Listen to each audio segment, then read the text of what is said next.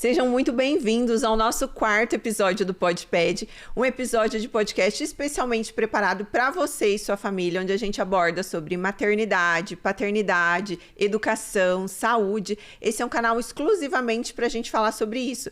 E tudo que você quiser ter de conteúdo aqui, é só você mandar aqui nos comentários para mim, que vai ser um prazer trazer alguém muito especial para a gente debater sobre esse assunto. E nesse quarto episódio, nós vamos falar sobre sexualidade infantil, tudo que você, mãe e pai, precisa saber. Para isso, eu trouxe uma convidada muito especial, Janete Belido. Ela é psicopedagoga, ela tem muita experiência, a gente está falando de 35 anos de experiência. Ela tem mais de 15 anos à frente de direção, coordenação de uma das escolas que é referência em todo o sul do país. É uma grande honra e um grande prazer recebê-la aqui. Seja muito bem-vinda. Obrigada, Renata, pelo convite. O prazer é todo meu. Gente, a gente vai ser, como vocês já estão acostumados aqui nos nossos PodPed, muito bate-papo aí daqui direto para sua casa. O tema de hoje é sexualidade infantil. Então, o que vocês pais precisam saber? E eu vou começar perguntando para você, sexualidade infantil ainda é muito tabu, não é mesmo? Eu vejo que é um assunto que não é debatido, e aí a gente está falando de... Eu falo que nem é classe socioeconômica. Em todas as classes socioeconômicas ainda é um tabu e ainda é pouco falado sobre os pais. O que nós pais precisamos falar para os nossos filhos? A partir de quando? A sua visão como profissional, como que você coloca isso? O que a gente tem de documentos que corroboram com isso, tanto para a orientação para os pais, quanto para as escolas? Olha, Renata, infelizmente ainda é um tabu. E por ser um tabu, né, um assunto a ser falado nas escolas, os índices de abuso infantil, estupro, só têm crescido no nosso país. Para você ter uma ideia, a Unesco tem um documento norteador para o Brasil, específico para o Brasil, desde 2014.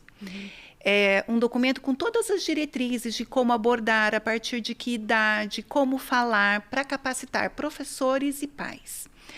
E nesse documento é explicado direitinho, inclusive com base em Freud, que a sexualidade, o bebê já tem sexualidade, porque a sexualidade é o modo como nós nos relacionamos com o outro, como nós nos sentimos, as nossas emoções, o nosso estado de espírito, como a gente se relaciona com tudo ao nosso redor.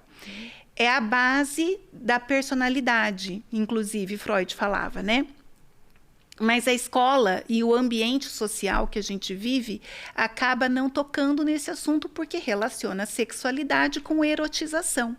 E a erotização... Que são coisas, gente, totalmente diferentes e que precisa ficar claro aqui para vocês, tá? A gente vai abordar isso aqui, mas é totalmente diferente. E olha só o que ela tá trazendo pra gente, que a gente tá falando de um documento de mais de 10 anos aí já para todo mundo disponível e ainda pouco utilizado. Exatamente. E, inclusive, na nossa Base Nacional Comum Curricular, que é o documento que norteia as escolas, não tem uma parte só sobre sexualidade. É colocado para ser trabalhado isso dentro das áreas da ciência, por exemplo, né? Das aulas de ciência. Mas por quê? Por que a gente não ensina as crianças, desde muito pequenas, o toque do sim e do não? Que ela não precisa ficar abraçando todo mundo. Inclusive, isso é uma dica para os pais. Eu sou mãe de 3 meninas, elas já foram pequenas um dia, e eu, como mãe, também cometi esse erro de chegar uma pessoa e querer abraçar as minhas filhas. Eu falar, vai, dá um abraço na titia, dá um abraço no titio. E elas olharem para mim como quem diz, eu não quero abraçar. E eu forçar. Por que a gente força? Né? Nós não nos forçamos. Por que a gente força a criança? Pode ser que aquela criança não queira abraçar porque... Ao abraçar alguém parecido com aquele homem ou com aquela mulher, essa pessoa pode ter realmente tocado de uma maneira inadequada. Tem adultos que insistem em dar tapinha na bundinha de criança como um carinho, não é? Em querer dar beijinho no pescoço da criança que ele não tem intimidade. E a gente acha que isso é normal. E que a criança precisa aceitar. Quando eu tenho esse tipo de comportamento com o meu filho, com a minha filha pequena, eu estou ensinando que qualquer pessoa pode tocar, qualquer pessoa pode abraçar e que está tudo bem. Não está tudo bem. Gente, aqui tem um ponto muito importante que vocês que já me acompanham, vocês sabem que eu falo muito do método EVA, que é o método criado por mim, de como a gente avalia a criança, como eu avalio a criança e como eu difundo isso para outras pediatras usarem o mesmo método. Por quê? Porque isso que ela está contando aqui agora, ele é super importante. Então, a bandeira que eu defendo é da maternidade intencional. Não é o que fizeram comigo eu repetir aquilo de forma automática, mas eu entender por que eu estou fazendo. E eu, como mãe pediatra, eu já cometi N erros, igual ela aqui colocou também. Em algum momento, eu já falei para minha filha também, filha, mas dá um abraço, o que tem dar um abraço? E não tá tudo bem. Então, o que é importante vocês... entenderem desse nosso primeiro bate-papo aqui, que a criança, ela precisa ser respeitada, ela não para no respeitado, tá? Show.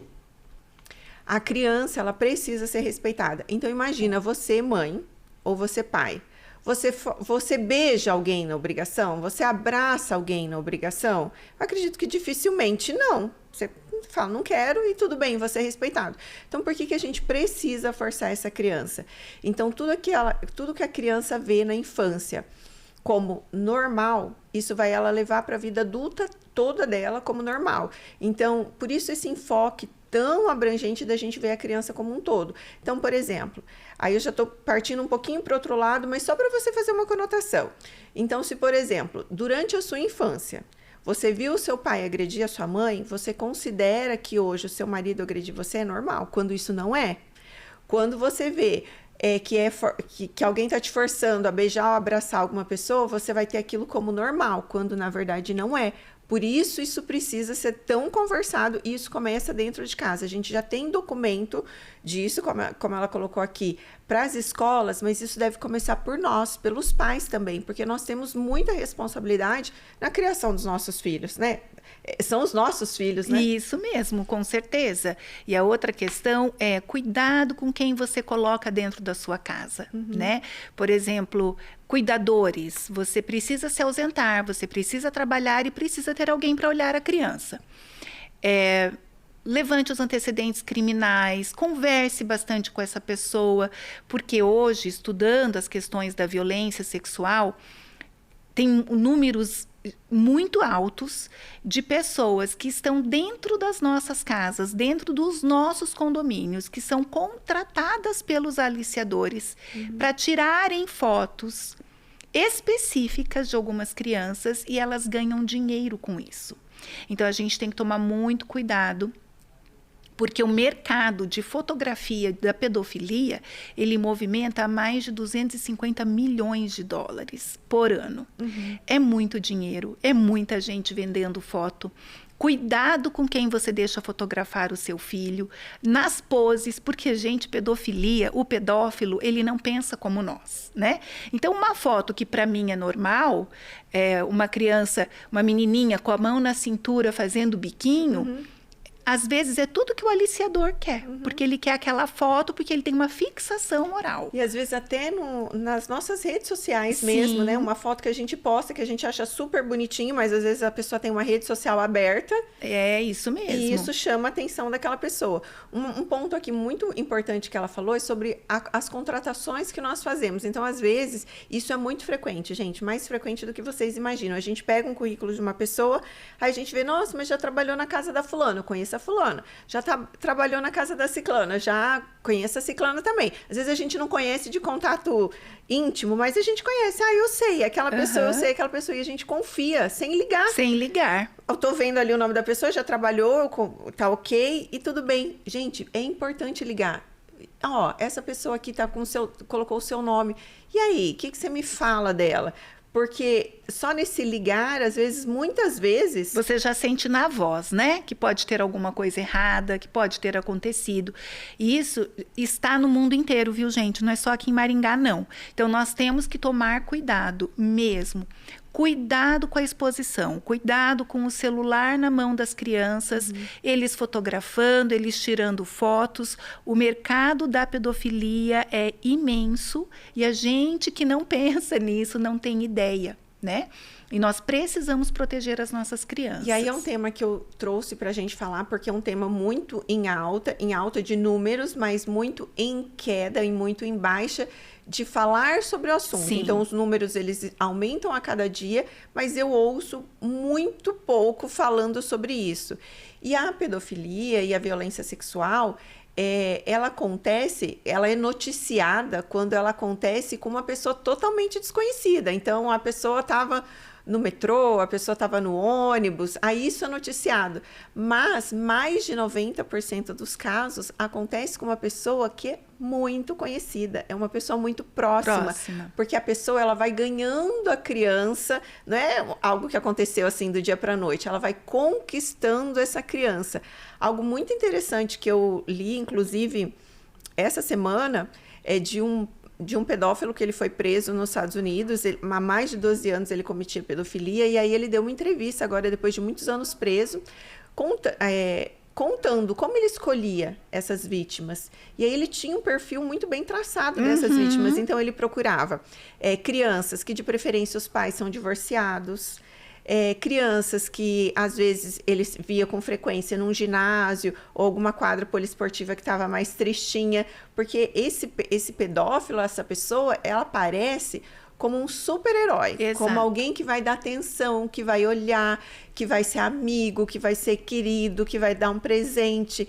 Essa pessoa, ela se mostra muito solícita. Então, quando a gente pensa em pedofilia como pais, a gente pensa assim, nossa, é um monstro que vai agredir, que vai isso.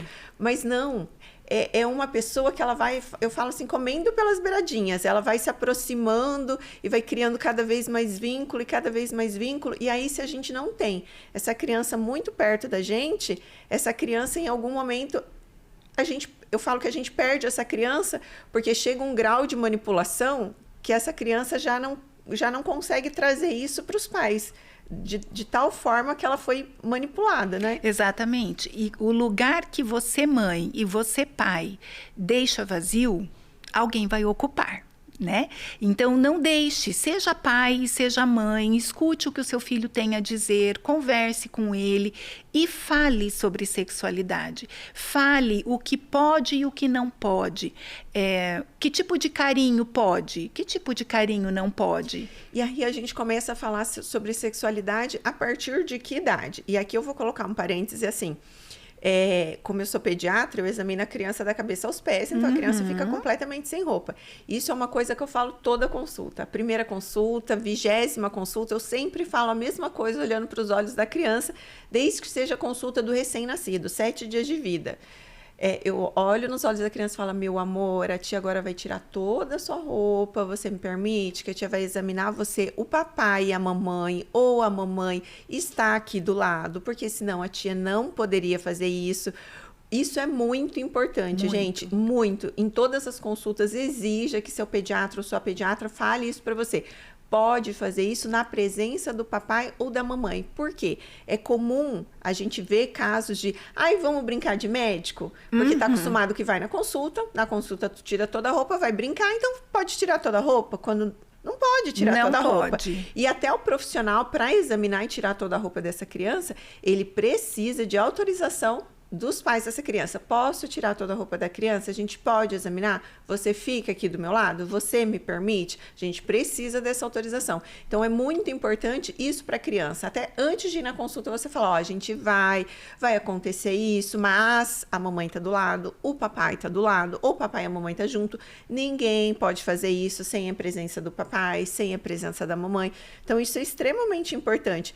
O que pode tocar, o que não pode tocar, sobre banheiro também, até de crianças muito pequenas, né? Esse documento, a partir de que idade, quais são as recomendações? A Unesco fala que a gente pode começar a trabalhar com as crianças a partir de 3, 4 anos de idade. É lógico que com a criança pequena, nós vamos trabalhar por meio de oficinas. Então, a gente vai levar fantoche, a gente canta música, os professores principalmente, né? Que é a rede de proteção da criança. Ela precisa ter sempre adultos em quem confiar. E a escola é um ponto de apoio. E ali a gente precisa, então, deixar a criança à vontade e entendendo, através de dinâmicas feitas com brincadeira, isso até a primeira infância, por volta dos 6 anos. Cantando músicas, dizendo para ela o que pode e o que não pode. Que ela pode falar, não, eu não quero que você me beije. Se ela não quer, ela não quer. E pronto, né? Aquela brincadeira de ficar fazendo cócegas na criança, até a criança pedir arrego. Ok, dentro do contexto familiar, mas a gente tem que prestar atenção. Eu digo para o meu filho que se tiver um outro adulto fazendo isso, ele tem que dizer não. Porque não é qualquer adulto que pode ficar tocando nas partes do meu filho e da minha filha, no corpo todo, né? Então, a gente precisa... não é que a gente vai deixar de brincar, mas a gente tem que ter sempre o diálogo, o canal do diálogo aberto para explicar para a criança. As crianças começam a crescer, aí a gente vai começar a explorar um pouco mais sobre as partes do corpo, as diferenças. O que eu tenho visto nessa minha trajetória na educação é que as crianças, cada vez mais cedo, demonstram curiosidade a respeito da diferença do corpo do menino e da menina. Então, eles começam, antes que eu digo assim, 10 anos atrás, eles começavam com essa curiosidade por volta dos 5, 6 anos, que é o que a literatura traz como normal. Hoje, com 4 anos, eles já estão querendo saber a diferença. Tem erotização? Gente, não tem. Não tem. É curiosidade. Isso também é algo muito comum que eu recebo nas consultas, é que quando começa ali o desfraude da criança entre 2 e 3 anos, a mãe fala, doutora, mas eu tô percebendo mais frequente nos meninos, né? Que ele se toca muito quando ele tá sem fralda. Isso me deixa incomodada. Mas, gente, a criança tá descobrindo o próprio corpo. Mesmo. Então, isso é super normal. Isso é esperado da faixa etária da criança. Ela tá se tocando não com a conotação de sexualidade, de erotização, desculpa, que nós falamos. Ela tá se conhecendo, né? Então, isso é muito normal. E ali também... Por volta dos 5, 6 anos, algumas crianças também se masturbam e isso às vezes é um motivo de preocupação dos pais. E aí é importante a gente abordar isso na consulta também, porque a masturbação ela vai acontecer, a ereção do menino vai acontecer em algum momento, sem ter relação com a erotização. Mas é muito importante da gente saber desse contexto, da família trazer isso para as consultas, que torna mais enriquecedor, e abordar esse tema com as crianças. E falar para elas, tudo bem, entre aspas, assim, a mamãe entende, o papai entende que você está se tocando, mas a gente não faz isso na frente de todo mundo, né? Por que eu estou falando sobre isso? Porque às vezes a criança está no meio da aula e ela começa a se tocar, né? A se masturbar. Então, nós precisamos orientar os nossos filhos. E até que idade, né? Com que frequência ele tem feito isso? Começou de repente, a gente tem que ter o olhar muito atento. Porque pode sim ser um indicativo de abuso, como pode ser apenas uma coisa natural. Isso, o autoconhecimento, e está tudo bem.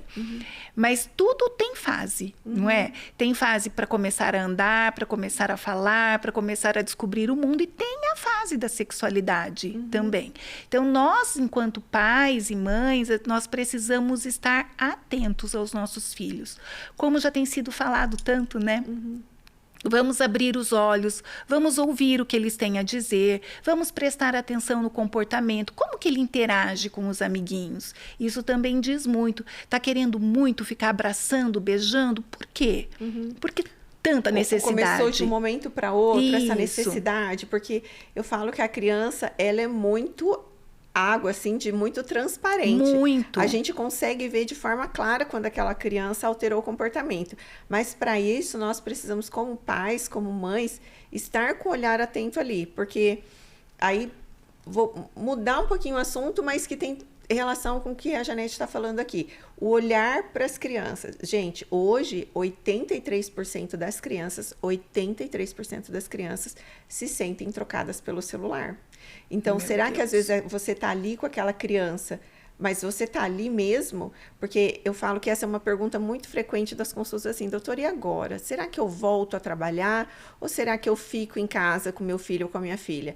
E aí eu sempre devolvo a pergunta, você vai conseguir ter um tempo de qualidade? Você vai sentar e você vai brincar? Ou você vai ficar em casa cozinhando, lavando e vai dispensar a sua mensalista ou sua diarista e a criança vai ficar ali com você, mas você não está ali com a criança?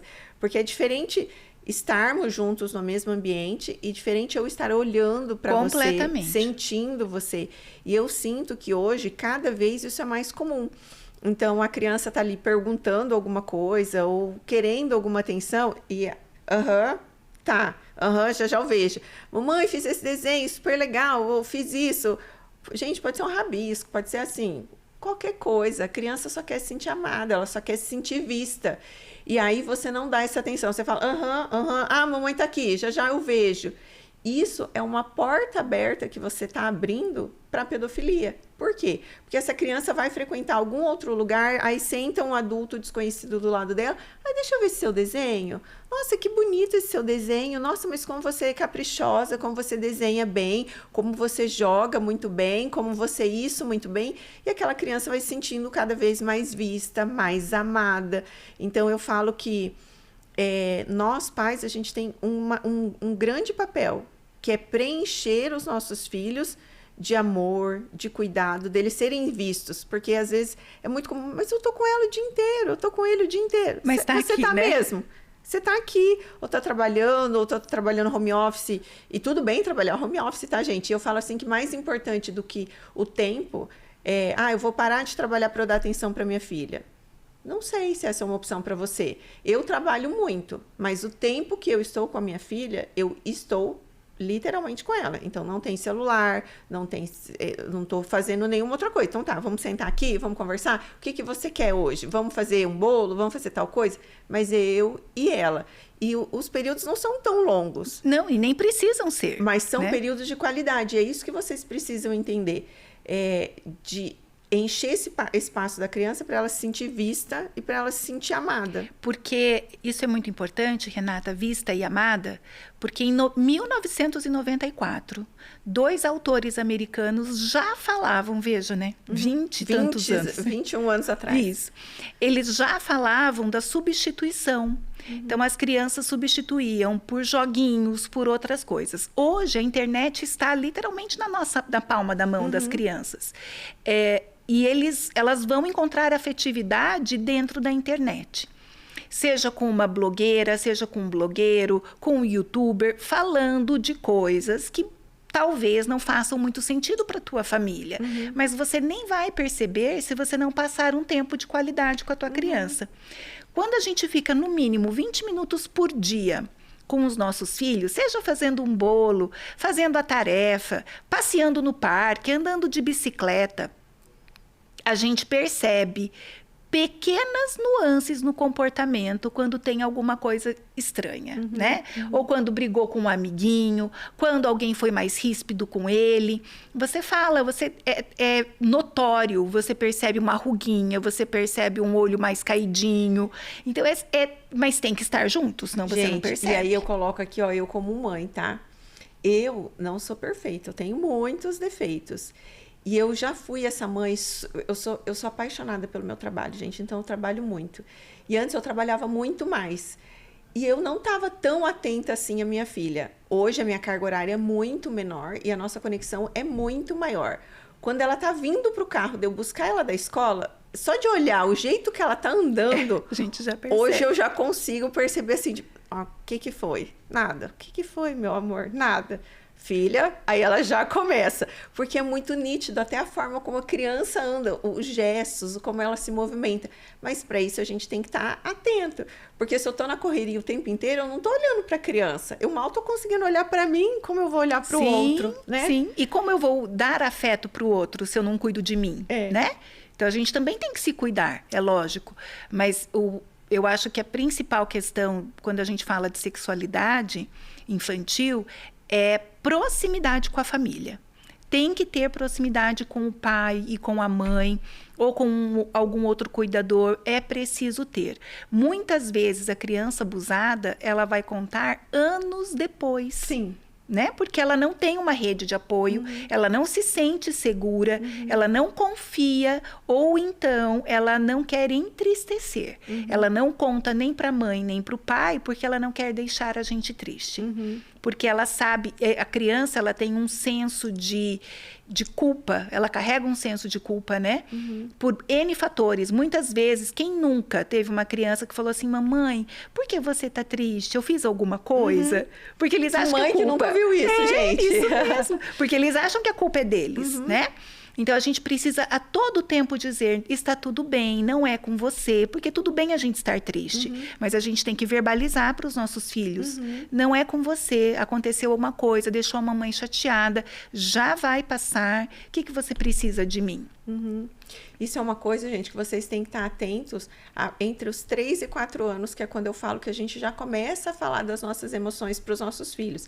Então, todas as consultas de rotina dessa faixa etária, a gente já vai começar a abordar isso. O que você está sentindo agora? Está feliz agora? Mas está triste? A criança precisa aprender a nomear essas emoções e você precisa falar para essa criança suas emoções também. Porque é muito normal, e isso já aconteceu comigo também, Janete. Às vezes minha vida estava assim, um turbilhão de coisa, eu com aquela cara, tá tudo bem, mãe? Tá tudo bem. E não tava, sabe? Então, o quanto é importante a gente verbalizar e o quanto a criança se sente mais próxima da gente quando a gente fala, mais pertencente. Porque se eu falo que tá tudo bem, ela se vê obrigada, de certa forma. Isso aconteceu comigo. Minha filha se via obrigada, ela se cobrava muito a tá tudo bem o tempo inteiro. Porque ela via a mãe tudo bem o tempo inteiro, quando na verdade não estava tudo bem. Então, eu acho que a maternidade é isso, é uma evolução. Todo dia eu evoluo como mãe, todo dia você evolui como mãe. Sim. A Janete trabalha com educação, eu trabalho com saúde há tantos anos. E quanta coisa que a gente fala assim, nossa, ontem eu fiz isso, mas hoje, olha, eu aprendi que dá para fazer um pouquinho melhor. E eu acho que esse é o nosso caminho, não nos compararmos com ninguém, mas conosco mesmo.